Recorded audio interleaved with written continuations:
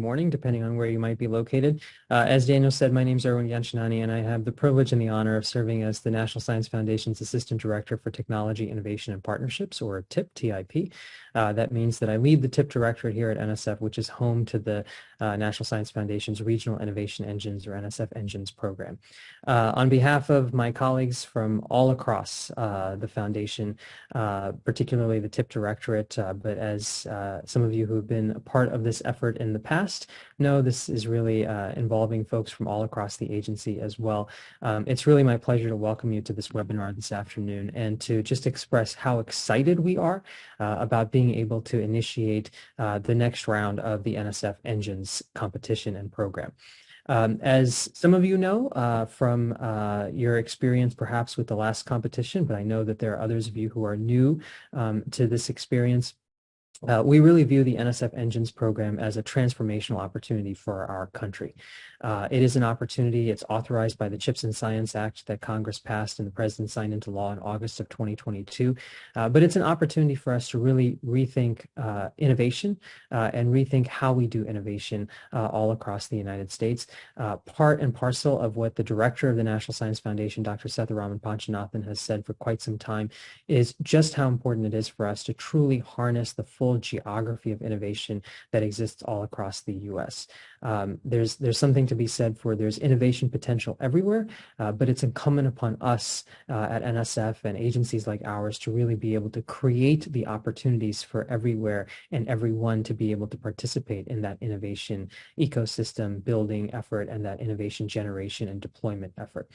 And so at NSF, through the NSF Engines program, we're really focused, as you'll hear my colleagues on the team talk about through the course of this webinar, in trying to be able to enable every corner of the country to be able to participate in the innovation economy of the 21st century, to be able to identify specific technology areas, specific topic areas that are in alignment with a particular region and its interests and its stakeholders and its background and perspectives, and really try to be able to put regions on the map around specific technology areas and topic areas as the nation's and perhaps even the world's leaders in those areas going forward over the course of the next decade and beyond the next decade of support from NSF as well. And so what I hope you'll hear about today is exactly what we are offering by virtue of the NSF Engines competition that we are running this year. This is really about possibility. It's about trying to create possibility in every corner of the country, and it's about trying to be able to create benefits as well. How do we lift up individuals in every corner of the country? How do we allow for folks of all different backgrounds, all different perspectives to be able to engage and to be able to be on the front lines of driving innovation, driving new technology, driving impacts of those technology, ultimately giving rise to economic growth, job creation, and new potential frontiers for regions and really the entire nation as a whole across the United States.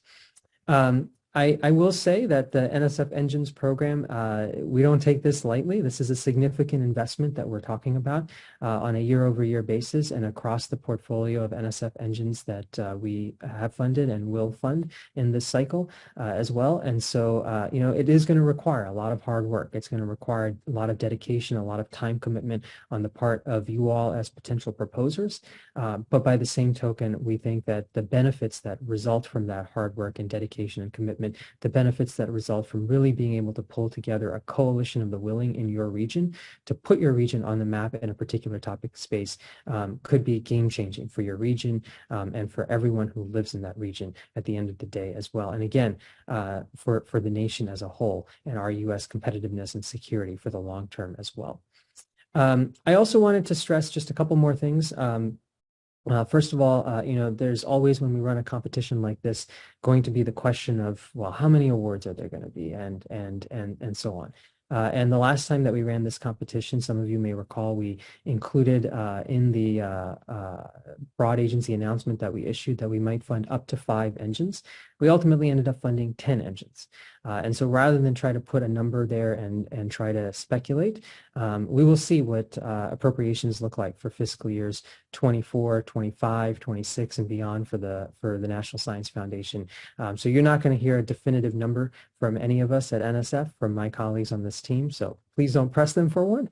But what I would say is that we are looking for the best proposals, the best ideas, the best concepts for innovation ecosystem building across the country. And then we're looking to congressional appropriations to see where we land in terms of the capacity that we have to be able to deliver on those ideas over the course of the next few years going forward as well.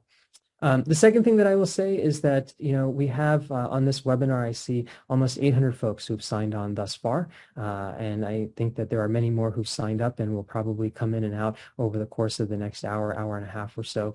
But we know that that's just a portion of the fabric of innovation ecosystem building across the United States. And so if there's anything that I can impress upon you all during the course of the conversation today, it's that please help us help you. Please help us communicate to other constituents that may not be on this webinar, may not have heard of the NSF Engines program, may not have even heard of the National Science Foundation. Please help us communicate to folks about the importance of this program, the potential of this program, and the fact that at the end of the day, success here is not about one lead organization for an engine, but success here is much more about trying to be able to see who are the coalition of the willing across sectors, academia, industry, nonprofits, state, local, tribal governments, communities of practice, etc. Who are the set of stakeholders and constituents who need to come together, could come together? And so to the extent that you could help us communicate that word out to folks in your regions and beyond, I think we would be most appreciative as well, because we want to ensure that we get to really strong and robust teams that are able to deliver on your visions and agendas for your regions going forward. And then the last thing that I want to say, as I get ready to kick things over to the program team here, is I just want to express my profound gratitude to two sets of folks. Number one, to the program team itself. We wouldn't have an engines program. I always say this. We wouldn't have an engines program but for the set of folks who are on this call who are going to be talking over the course of the next hour, hour and a half, including answering questions. It's their vision, it's their inspiration, it's their perspectives that have helped shape the funding opportunity and that have led us to this particular point with the engines program, including the cohort of projects that we already funded earlier this year as well as the planning grants, those of you who are development awardees who are joining this webinar this afternoon too. So my profound thanks to every single member of the Engines team, some of whom are here on this webinar today and many of whom who are not.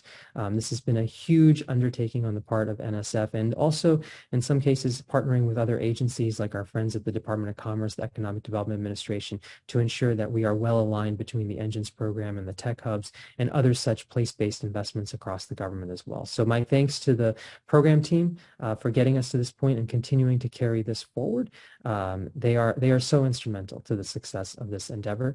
And then the second thing is I want to thank all of you for taking the time to join us this afternoon, for your interest in this program, for your willingness to participate and join with us.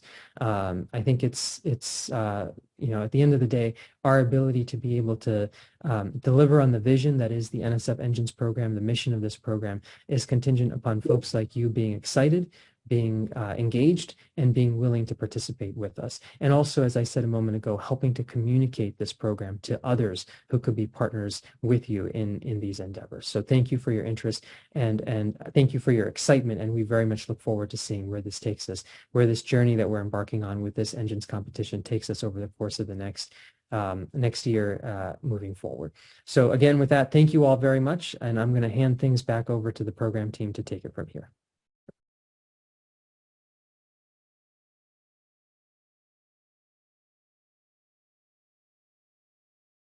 Hi, everyone. My name is Kimberly Zarecor. I'm going to be giving the first part of the webinar today. My job is to get us started, to kick us off. We're so excited in the program that we have a chance today to share with you the next solicitation. I am one of the program directors on the team. I'm also a professor of architecture at Iowa State University. I do research on rural communities, workforce development, and you'll notice that the core of our PD team is very diverse. We bring lots of interesting skills and ideas, and we think that the program really represents the best of interdisciplinary research and funding.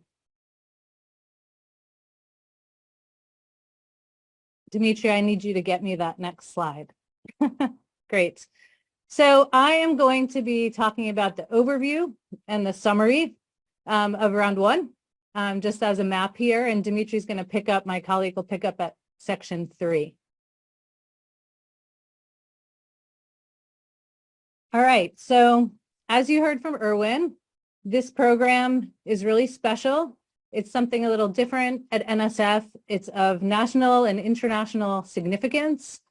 The mission and the scope for us is creating opportunity everywhere and enabling innovation anywhere. This is a place-based program. We really want to seed new innovation ecosystems around the country. Our mission is to accelerate the development of sustainable, inclusive, and geographically diverse regional ecosystems.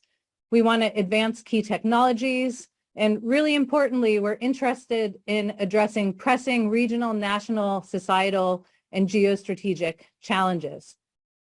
The award recipients in the Engines program are able to get up to $160 million per award. This would be over a 10-year period. And we'll be talking about that and the timelines and what's required throughout the presentation today. And as a reminder, if you guys have questions as this is going, please use the Q&A and we'll have a chance to respond to them after the presentation. So one of the main efforts that we have as a team working on the Regional Innovation Engines program is thinking about how to expand the geography of innovation across the United States. We are interested in use-inspired research. And what this means is that we want to fund projects that really are driven by pressing challenges that teams identify. It might be a challenge in your region. It could be national, societal, or geostrategic. Those are many different kinds of scales, different kinds of challenges. But the goal is really to understand in your proposal how it is that your technology topic and how your team came together with use-inspired research. Each engine should center on a strong R&D and technology topic area. You should have a cross-sector coalition in place. This is really key to the Engines program. We want you to have strong relationships among your regional stakeholders, and we want that coalition to represent all different kinds of partners, stakeholders, communities, and we want to understand in your proposal how it is that you've come together and what kind of trust building has been going on. The goal here is more than a collection of assets. So we know lots of regions have really amazing assets. It could be people, it could be facilities, it could be organizations. We're thinking about things like ongoing innovation activities when we talk about assets. But what we're trying to do with the NSF Engine program is think about how the award itself, so the extra financial incentive, resource, and visibility that comes with an award, how that's really going to elevate your region, your technology area, and is going to make you function as a network that brings together partners and also takes into consideration the needs of stakeholders and does this in a way that makes you a national leading ecosystem. We're especially interested in new growth opportunities in regions of America and within untapped populations and underserved communities that have not yet fully participated in the technology boom of the last several decades. The funding in the NSF Engines program will prioritize award recipients in regions with less established innovation ecosystems. That does not mean that there are any areas of the country that are excluded. Every team is welcome to make a proposal. We suggest that you think about, for your region, what does it mean to build a different kind of ecosystem that pays more attention to the untapped populations and the underserved communities that you already have in your area of the country?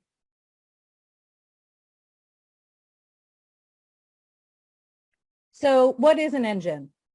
We want to give this to you as 3 things. The engine is the coalition. It's a coalition working with a shared purpose. And it's a coalition that has provided for us in the proposal that's been submitted to the solicitation a vision for high impact. So the coalition itself needs to be cross-sector. It needs to represent the population in the region, not just be a particular group that's always worked together, but we want to see evidence of coalition building, reaching out to new stakeholders, reaching out to new geographies. There should be a shared purpose already within the group when you're writing the proposal. We want national leading technologies, inclusive technology-driven ecosystems, and we really have a goal that the program, that the outcomes are going to drive equitable economic and societal impacts. So some parts of the vision, we want you to have a sense that everyone on the team is working towards something shared. There should be deep connections already in the team among the regional stakeholders and between assets that can grow, and that new assets, startups, new relationships, new collaborations can also be something that's built as the engine moves forward. We want you to drive R&D and translation outcomes. And as all of this ramps up in the 10-year award period, we want to see good jobs. We want to see high quality jobs and the kinds of jobs that drive prosperity. Okay, so I want to talk about what we did in round one and all the amazing projects that we funded and the incredible participation of so many different organizations, stakeholder groups in that first round. So in our inaugural group of award recipients, there are partners that span 18 states. We've made an initial investment of $150 million for 2 years. So each of those 10 engines received a first award of $15 million. And each of those engines has the possibility to get $160 million within the 10-year award period. This is the single largest broad investment in place-based science and technology, R&D, in the history of the United States. As our director says, this is really about creating opportunity everywhere, enabling innovation anywhere. And we really want to think about spurring growth across the nation through this investment, not just in technologies, but really in people and in partnerships. And the goal is to elevate entire regions. So this place-based regional focus of NSF Engines is something that we really want to highlight as you think about writing your proposals. So here are some numbers to share with you. The team has been working so hard to get all of these awards out, and this tells you some of what has been going on. So in the original round one's call for proposals, 679 concept outlines were submitted, and through the merit review process, we were able to bring those down to the 10 final awards. There are 58 NSF Engine Development Awards to teams that proposed to us that they were ready to start developing the team and the necessary structures and relationships that they needed to write a full engines proposal. As we said, 10 awards, 18 states, all 10 key technology areas from the CHIPS and Science Act are represented in the portfolio. More than 450 organizations are partnering with the 10 engines. There's been a match into the engine ecosystems from corporate, philanthropic, and other government sources of more than $2 for every $1 that the NSF Engines program has been sending out. And very importantly, 40% of the lead organizations who received the 10 awards are first-time NSF award recipients. And we really feel that this is something we want to highlight. This program is opening NSF to new audiences. We want to reach into organizations doing amazing work in all these different places around the country and not limit it only to organizations that are familiar with NSF. We also believe that writing a proposal in your region, whether or not you end up with one of the NSF Engine awards, has its own positive benefits.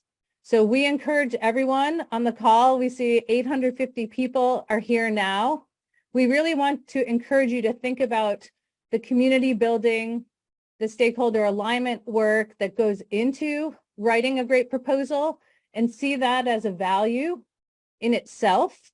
And we're here to answer questions. The solicitation really has a lot of information for everyone, resources that communicates what we see as the program's potential and what kind of proposals that we're hoping to get.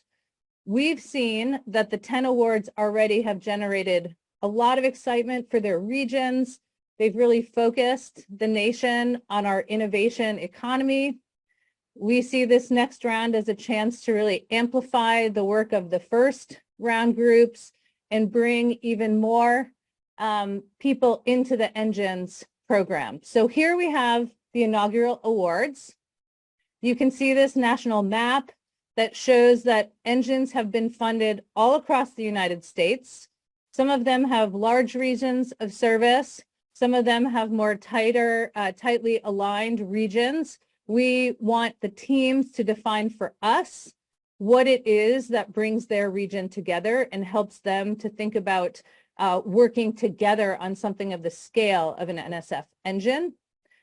The technologies represented here are really diverse, from agriculture, circular textiles. We have projects about water and climate resilience. We have semiconductors, regenerative medicine, batteries, manufacturing and aerospace, and clean energy.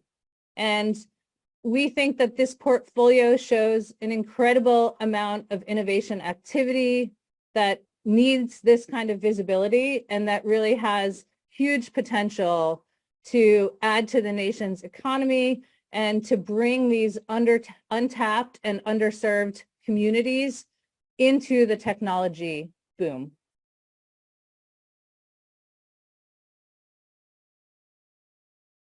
Among the partners for all of these engines is an amazing collection of different kinds of organizations. We wanted to highlight here the scale of diversity within the organization. So there's 476 distinct organizations that are in the partnerships. We have 331 that are co-investing in the NSF engines. 81% of these groups are non-academic. And within the academic organizations, 22% are at MSIs. So we have a large group of Hispanic serving institutions, tribal colleges, and HBCU partners. All of the funded NSF engines in round one have a community college partner. 9 of them have a partner in an EPSCoR jurisdiction. You can see that many are new to NSF funding, and also they've already been partnering with other federal agencies. I'm very happy to hand over the webinar to my colleague, Dmitri Perkins.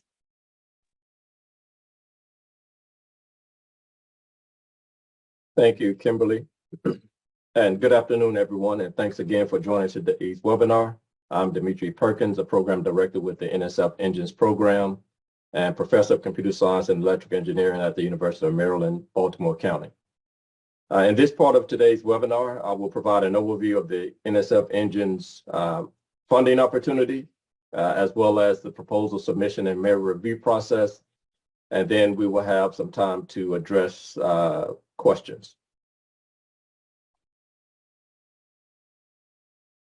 So as already mentioned, these new engines funding opportunity, which is referred to as NSF 24-565. So when you are submitting your proposal via research.gov, you will use this solicitation number to respond to.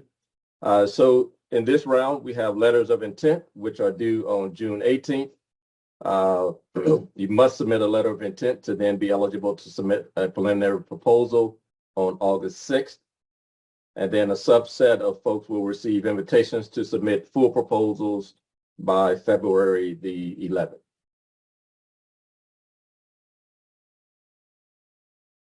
So in the next two slides, I'm going to highlight some key programmatic changes in the current NSF engine solicitation compared to the previous round. So NSF will not be funding NSF Engines Development Awards in this round.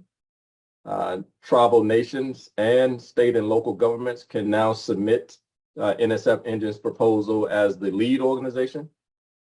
There can only be one submission per organization.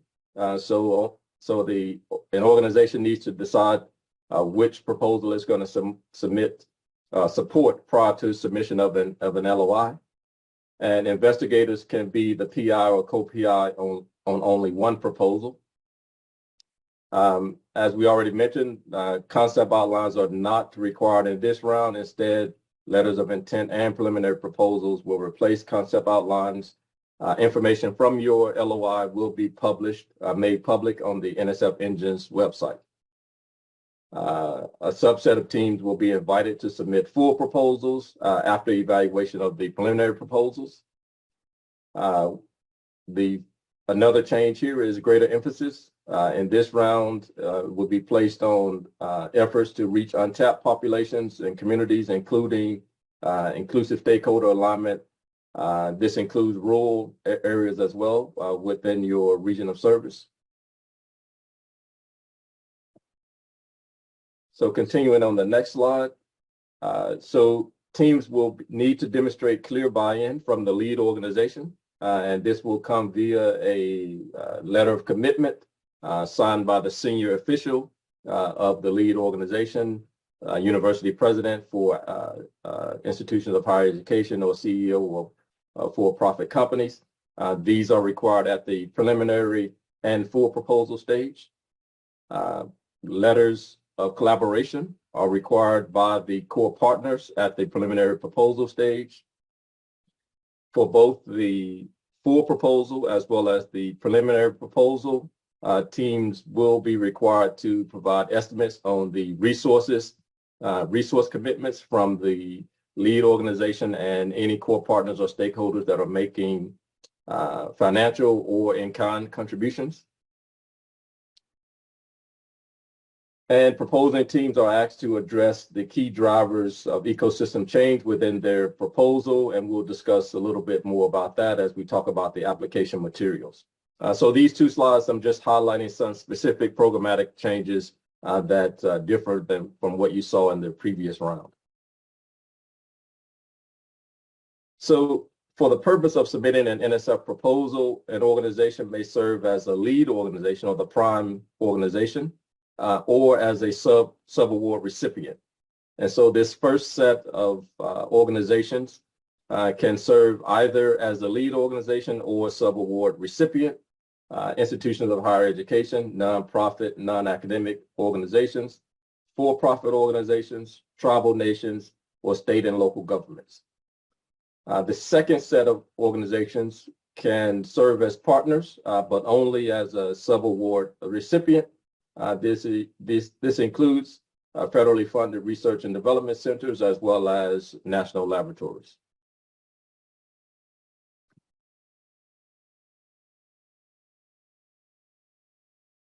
So here, it's important to understand that an NSF engine must develop a solid foundation to support the overall build out of all of its functional programs and efforts. And so in this slide, we want to highlight several key strategic decision points that a regional team should expect to encounter and must effectively address. One of which is the topic area and regional vision. And so the question here is, what is the national, or regional, or societal challenge or geostrategic challenge that the submitting coalition will focus on? And why is this the right challenge for this region? And so the proposal should make it clear why this team has chosen the topic area, and that it is a shared regional vision. The second strategic decision point is your region of service. And so what is the primary geographical region to be serviced or impacted by the proposed efforts? Teams are encouraged to think strategically, that is, selecting a region that's too big, the funds may be diluted and the impact may not be as widely, as strongly enforced within the region. If it's too small, then the region may lack the capacity and assets to actually have the necessary impact. And so within the proposal, teams need to make a clear case for the reason why they've chosen a particular region of service and the size of the region of service. The third strategic decision centers around your strategic and implementation plans. That is how a team should be able to make a case for where the region is currently and where it expects to take the region. And so what are the strategic and implementation plans to move the region from its current state to a national leading innovation ecosystem. And then the fourth strategic decision is the lead organization. And so it's important that teams recognize that the lead organization is ultimately responsible for the oversight and operations and management of the engine award. That includes all financial and reporting obligations. And so teams want to select a lead that has capacity to deliver on those aspects, but also the lead organization needs to be viewed as an honest broker, if you will, within the region and able to bring together and inspire the necessary regional stakeholders to achieve the engine's stated goals. So in terms of the support infrastructure, at minimum, an NSF engine will need to be supported obviously by the lead organization, a CEO, which is a full-time position working on behalf of the engine, its core management team that will handle the day-to-day efforts across key functional areas, whether it's R&D or translation or outreach and partnership development. Each engine will have core partners. These will be the supporting organizations that are providing resources to support the operations of the engine, as well as a governance board that helps develop the policies on behalf of the engine.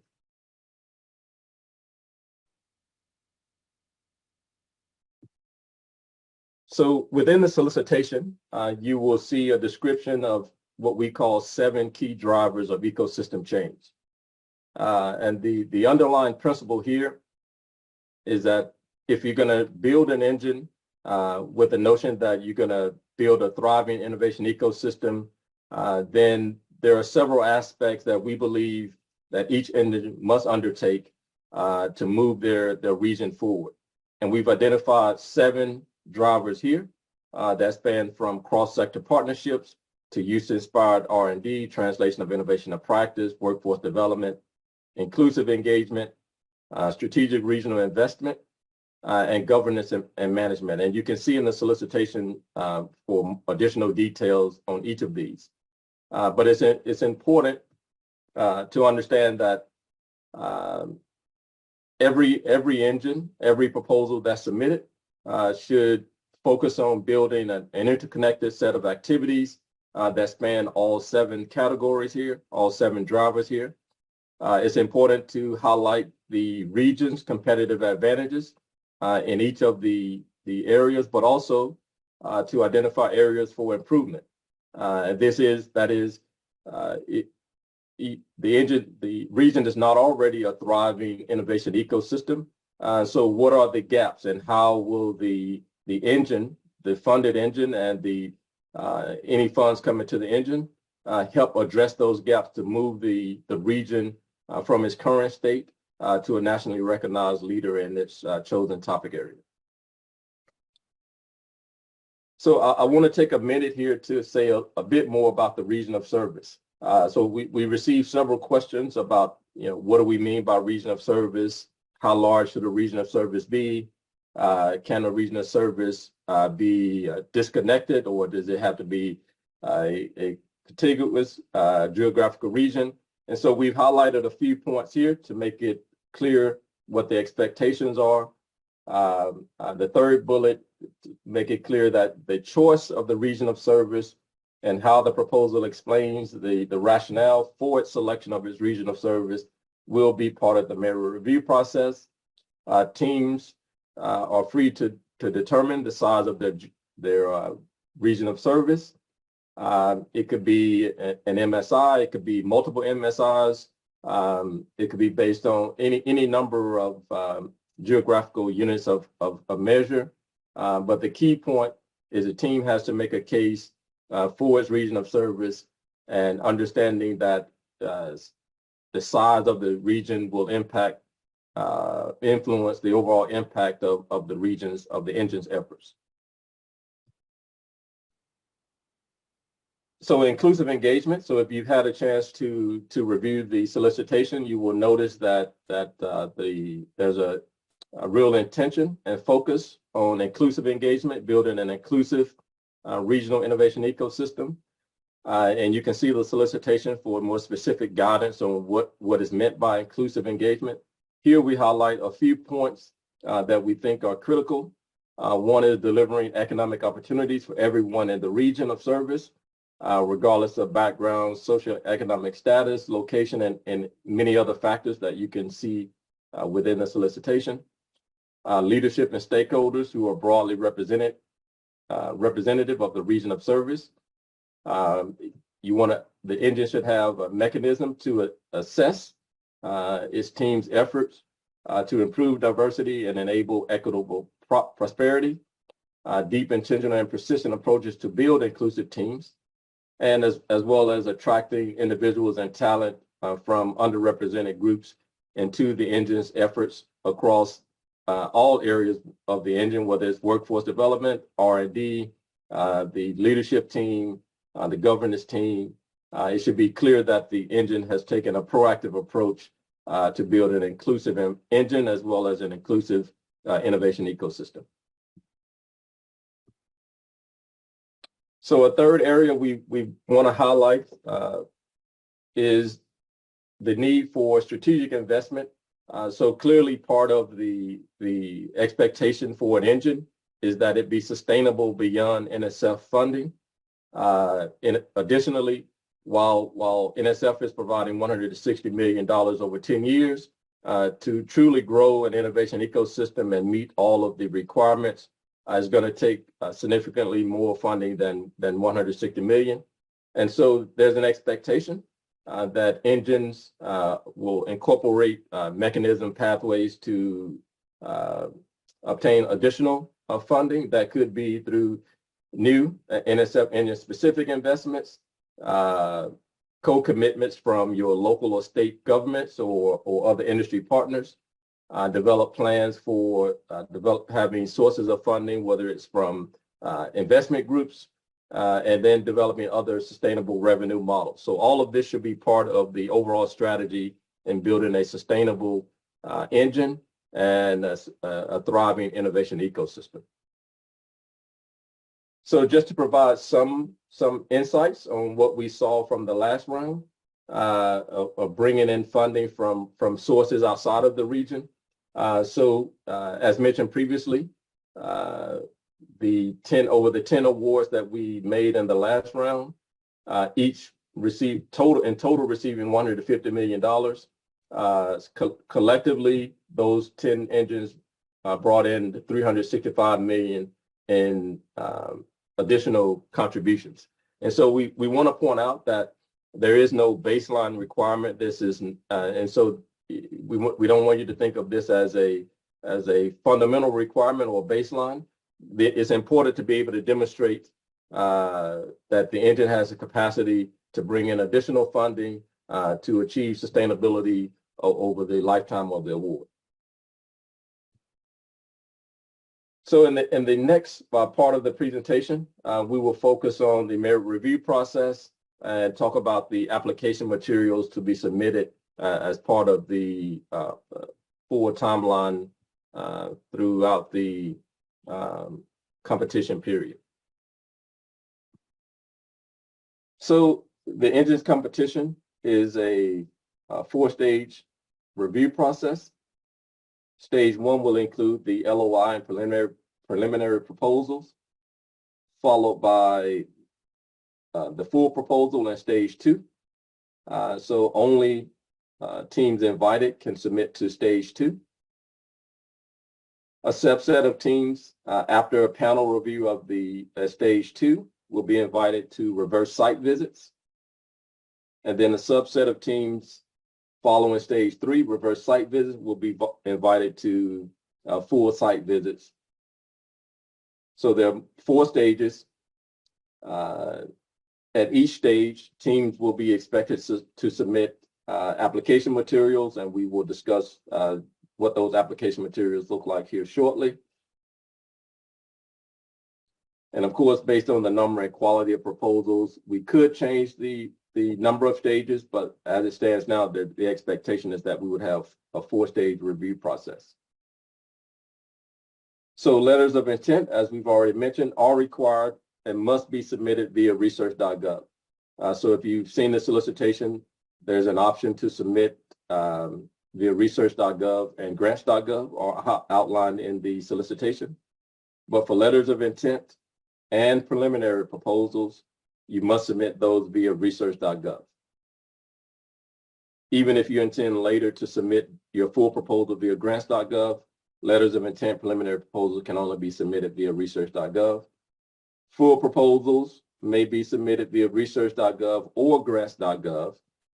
However, the Engines program strongly recommends that teams use research.gov to submit their full proposals.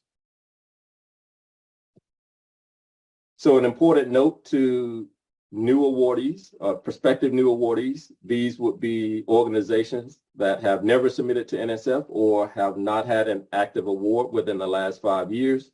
Then you are considered a prospective new award recipient. If you are a new award recipient, then it's important that you start to look at the submission requirements ASAP, because you will need, any organization submitting to NSF will need a UEI number, will need to be registered in sam.gov, will need to be registered with NSF, will need an NSF ID.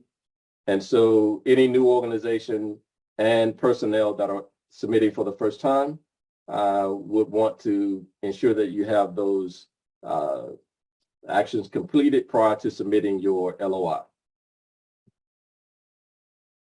So all of this information is also found in the solicitation. We've created a summary document that outlines all of these requirements and the dates by which you need to apply for UEI, for example, or register with NSF, so that you will have them in time to submit your LOI in the month of June. So application materials, just want to highlight some key points here about the different documents that need to be submitted. So for the letter of intent, it's simply a 1-page synopsis. The solicitation outlines what should be included in the letter of intent, but it's just a 1-page document. There is no review of the letter of intent. This is just for internal purposes to help with planning purposes, but it is required in order to be able to submit a preliminary proposal. The preliminary proposal, you must write a 10-page project description. The solicitation outlines all the other documents that are included, but in terms of the proposal development, and it's a 10-page project description. Full proposal requires a 30-page project description. Details on what will be submitted at the reverse site visit and site visit will come later.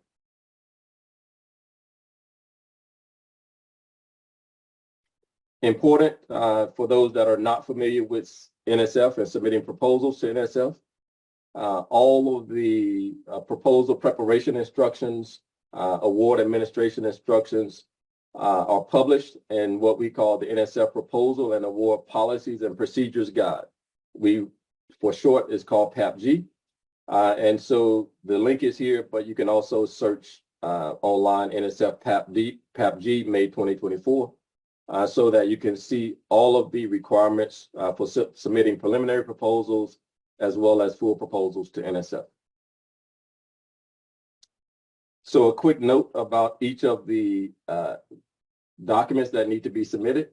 So submitting an LOI is required, although it does not obligate you to then submit a proposal. As I mentioned previously, LOIs are only for internal purposes, will not undergo any type of merit review. It's important to note that the lead organization can only submit a single LOI. And so if there are multiple LOIs submitted by a lead organization, NSF will accept only the first one that is submitted.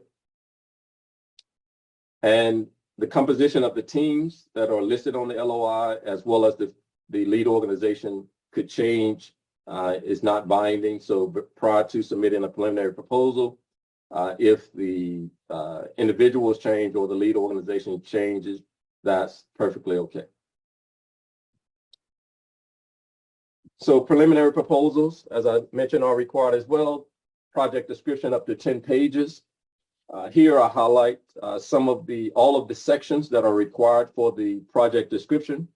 There are a number of other documents that are required for the preliminary proposal, but for the project description, you must include all 5 of these sections: vision and scope, technology innovation plans, region of service, strategy to address ecosystem gaps, and a discussion on the key partners and stakeholders within the region must be included within the project description for the preliminary proposal. After the merit review process completes for preliminary proposals, teams will receive a notice from NSF, either inviting them to submit a full proposal or not inviting to submit a full proposal.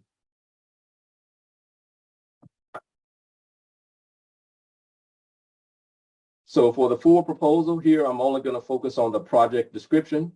Again, it's up to 30 pages.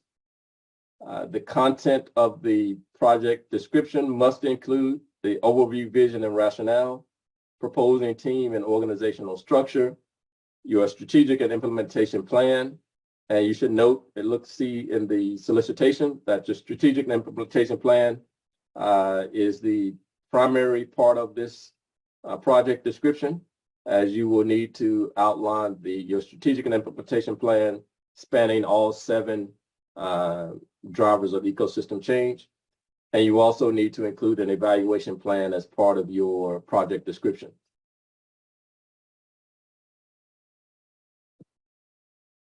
So I want to highlight 3 additional documents that will be submitted with the preliminary and full proposals. One is the existing and new resources to be made available for the project.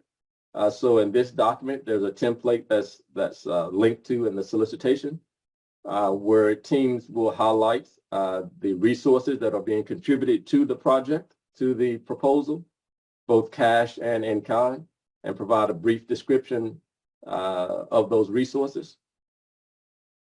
Letters of commitment and collaboration are required for both the preliminary proposal and full proposals. Letters of commitment from the lead organization, letters of collaboration from the core partners and any other stakeholders that are participating in the project. And each team will be required to submit a region of service map that clearly outlines the full region of service that the engine intends to support. So the merit review criteria. So standard NSF merit review criteria includes intellectual merit and broader impacts. By intellectual merit encompasses the potential to advance knowledge, broader impact, encompasses the potential to benefit society and contribute to the achievement of specific desired societal outcomes. So typically, panelists, reviewers will be asked to evaluate several questions with respect to both intellectual merit and broader impact: what the proposals want to do, why they want to do it, how they plan to do it, how they would know if they succeed, and what benefits could accrue if the project is successful. In addition to these 2 broad review criteria, there's additional review criteria specific to the Engines program. For preliminary proposals, additional review criteria will focus on the vision and scope, technology innovation plans, region of service, key part of the stakeholders, and strategy to address ecosystem gaps. And for the full proposal, in addition to the same criteria that's used for the preliminary proposal, the full proposal will also, reviewers will be asked to address the quality and depth of the leadership team, workforce development plans, resource and investment capital, the extent to which the effort focuses on building an inclusive culture, as well as risk assessment and mitigation.